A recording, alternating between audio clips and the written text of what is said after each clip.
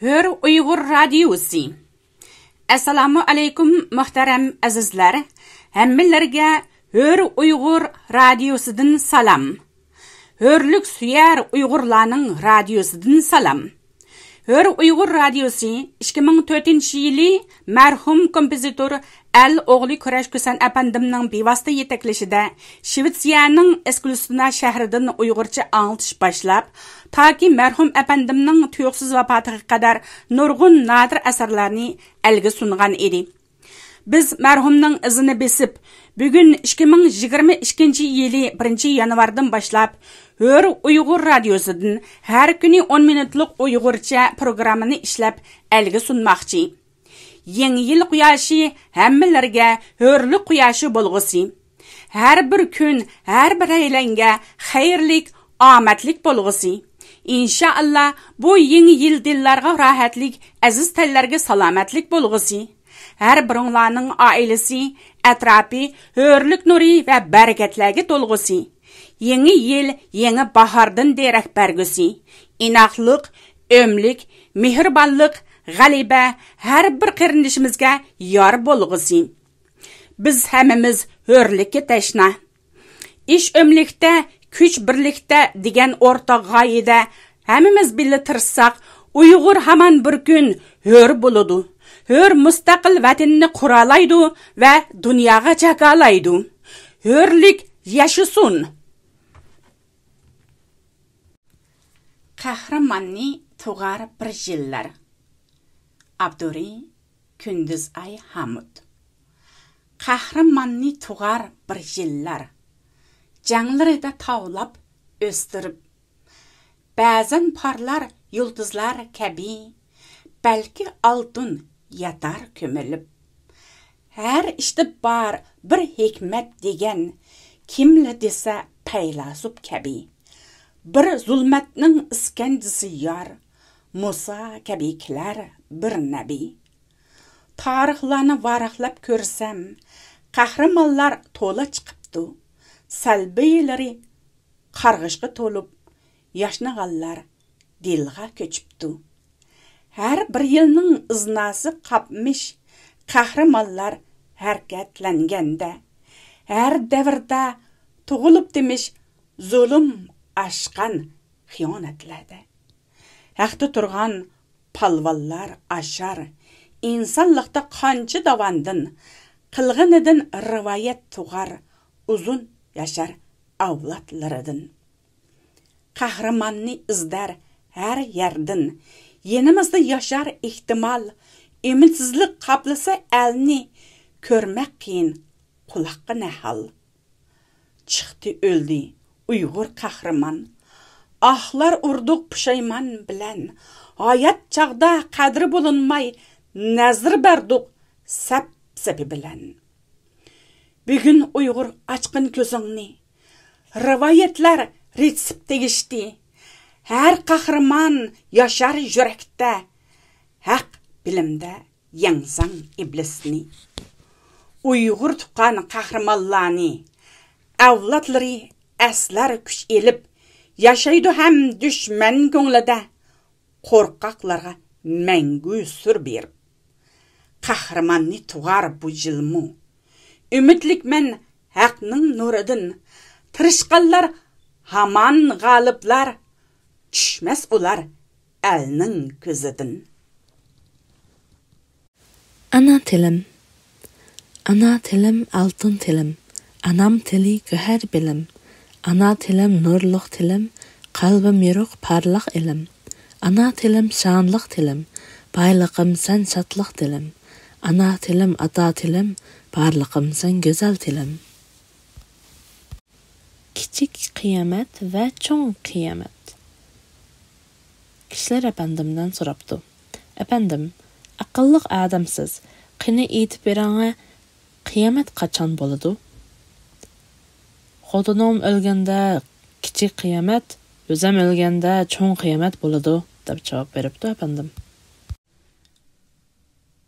Ayğı sada, kakkukka nida.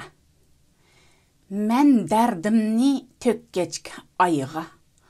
Ay sadasız yalğız bildinmi?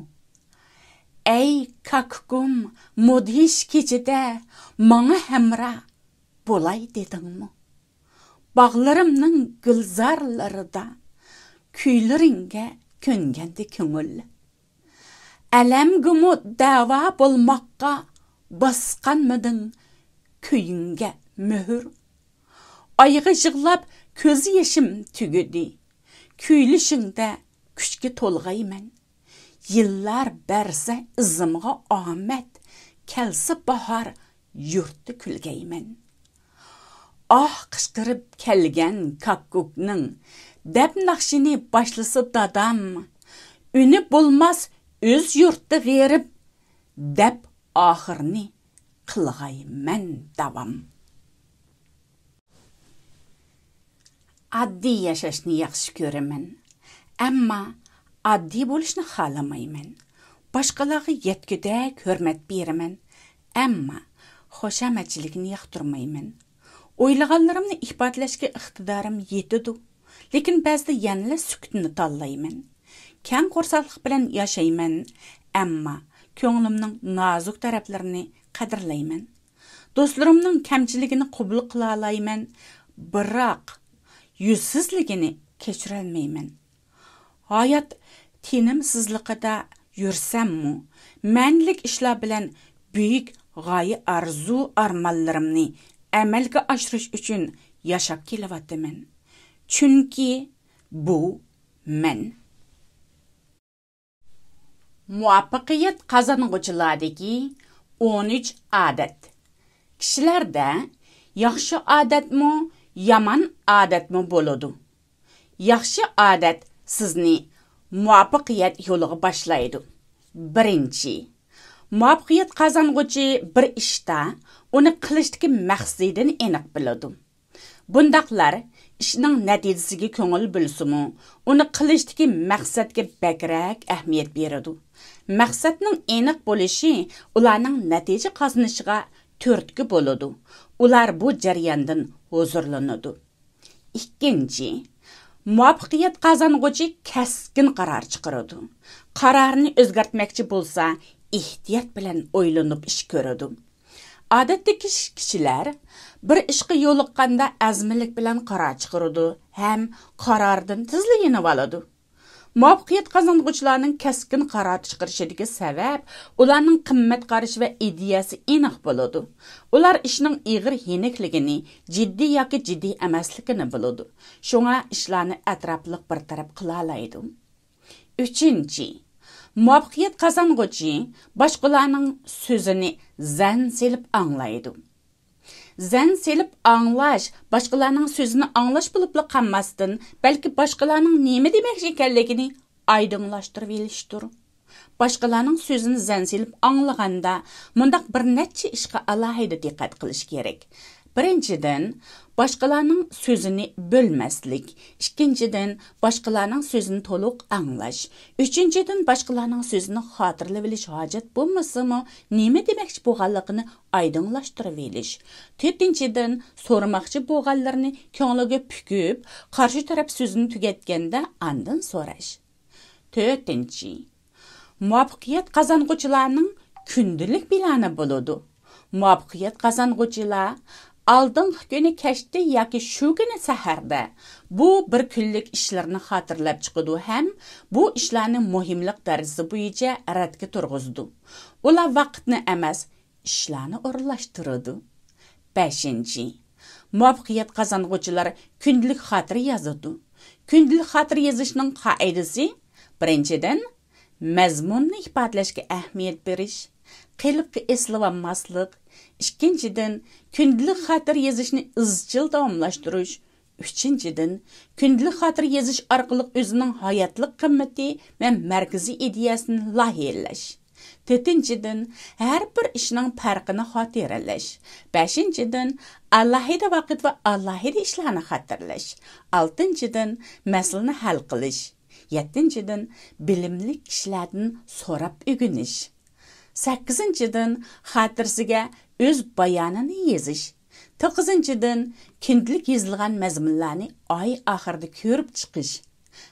10-dan, esda saqlash xotirasi va tajribasini yuksaltirish. 6. O'zi yaxshi ko'rgan ishni qilish. 7. Asosiy mahoratlarni davomli mashq qilish. 8. O'ziga doim eskartish berib turish. Bu nishonini doim o'ziga eskartib, o'z engiga singdirishdir. 9. Tasavvur qilish mahoratidan foydalanish. Nishonga yetganligingizni tasavvur qilganingizda, vujudingiz ixtiyorsiz shundoq bir unumni hosil qilishga yetaklaydi. 10. Jismoniy va zehniy kuchni saqlash. 11.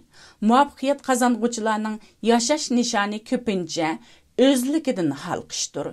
Iroda tiklash ko'p sonli kishilar uchun tuhfa qo'shish uchundir. Ular pul tepish uchun emas, burchini ado qilish uchun ishlaydi. 12. Muvaffaqiyat qozong'uvchilar sistemalik ish qiladi. Ularning fikri va harakatini tartibga soladigan bir yurish usullari bo'ladi. Shunga uni o'zliksiz amallashtirdi ham boshqalarni yetaklaydi. 13. Muvaffaqiyat qozong'uvchilar usul chora izlaydi. Mag'lubiyatchilar bo'lsa bahona izlaydi. Muvaffaqiyat qozong'uvchilar mag'lubiyatchilar xohlamaydigan ishlarni qilishni xohlaydi. Yuqorqi usullarni uzluksiz davomlashtirsangiz ham uni odatga aylantirsangiz, bu odatlar, bu go'zal odatlar sizni pul va ma'naviy boylikqa erishtiradi. Bugungi programmamiz mush yerda oxirlashdi. Diqqat berganingizga rahmat. Ko'rishguncha omon bo'linglar, aziz qarindoshlarim.